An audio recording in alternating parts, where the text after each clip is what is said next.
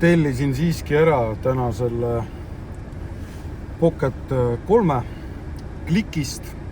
Oli kõige parem hind ja ega nüüd pole midagi teha, ma ei tea, kas siis Pocket 4 ilmub või ei ilmu. Nii et kui ilmub, mis seal siis ikka, ost on sooritatud ja jään siis ootama, ma ei tea, kui kaua see kohale jõuab. E-poest see ost tehtud sai ja ma arvan millegipärast, et kui see Pocket 4 tuleb, et tal on igasugused vead, nagu kaameratel ikka alguses on, mis siis tarkvara uuendusega ära parandatakse ja nii edasi.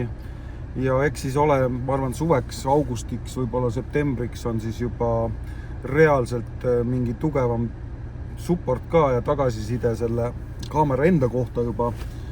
Ja kui ta on äge, eks ma siis kunagi vahetan oma Pocket 3 välja ja nüüd jään ainult ootama, kuna see siis reaalselt minuni jõuab ja juba seda reaalselt kasutama saab hakata, sest videomaterjali on juba väga palju vaadatud selle kaamera kohta ja see saab olema ka minu üks peamisi kaameraid reisikompassi episoodide filmimisele Tais, orienteeruvalt siis kuu ja veits peale. Nii et jõuan seda veidikene siin veel ennem täpsemalt vaadata, mis ja kuidas see asi täpsemalt töötab.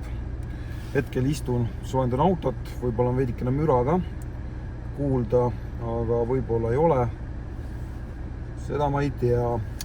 Ja midagi muud ma praegu siis selle kaamera koha pealt öelda ei tahtnudki. Nii et tšau!